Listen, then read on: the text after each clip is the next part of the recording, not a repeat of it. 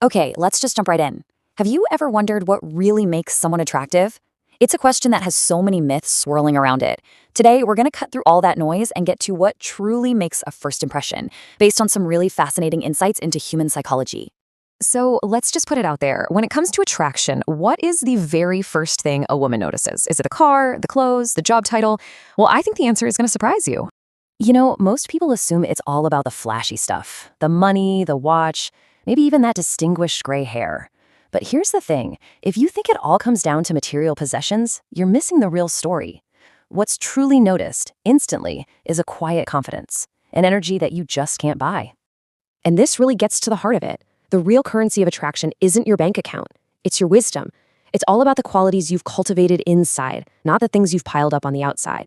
All right, so that brings us to our first quality, and trust me, this one is huge: the power of composure. This isn't something physical you can see. It's an energy, an aura that you project into the world without ever saying a single word. So what do we actually mean by composure? Well, think of it as this solid, unwavering calm. It's a silent signal that communicates to everyone around you, hey, I've been through worse than this and I can handle whatever comes next. It's the total opposite of being easily rattled. Let me give you a really simple scenario. Let's call it the spilled drink test.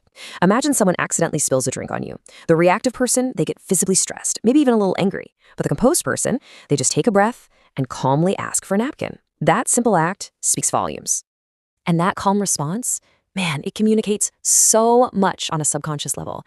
It signals stability, resilience, and a deep inner security. It shows you're a problem solver, not a problem creator, and that is profoundly attractive.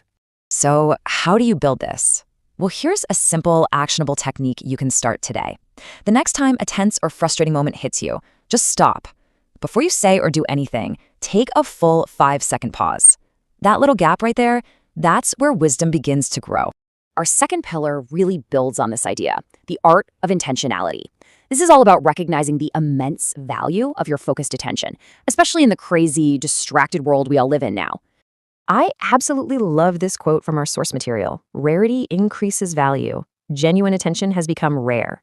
Just think about that for a second.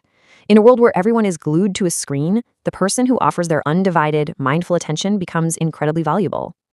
And here's the core issue this quality solves. Most of us, when we're in a conversation, we aren't actually listening, are we? We're just waiting for a gap so we can jump in and say what we want to say. We're busy preparing our reply instead of absorbing what's being shared. Intentional listening completely flips that script. It means you are listening with one single purpose, to genuinely understand the other person's perspective. You're not there to perform, you're there to connect. Want to put this into practice immediately? Here's a super simple tip. The next time you're talking with someone, try summarizing what they just said back to them before you share your own opinion. It's such a powerful way to make someone feel truly seen and heard. Okay, this brings us to our third and final quality. And honestly, this is the one that ties everything else together. It's the absolute foundation of respect, both for yourself and from others, the discipline of self-care. And according to our source, this isn't just another tip. It's a core principle that makes a person memorable because it speaks directly to their character. Now let's be crystal clear about what we mean by self-care. It's not about vanity, it's not about luxury brands or exclusive gyms. It is about self-respect. It's the daily discipline of investing in yourself as your most valuable asset. You see, self-care is a complete system. Yeah, it's getting consistent sleep, it's balanced nutrition and daily movement. But it also goes deeper, to financial responsibility, to continuous learning, and to having purposeful routines that structure your life. It's the whole package. Ultimately, the way a person takes care of themselves is a direct reflection of their inner world. It signals discipline, reliability, and that they respect themselves enough to keep their life in order. So how does all this come together? Let's pull back and look at the unifying principle here, which is really about the path to mastery. When you combine these three pillars, the calm presence of composure, the deep connection of intentionality, and the disciplined foundation of self-care, you get something truly powerful. You get a magnetic presence that you simply cannot fake. It has to be earned.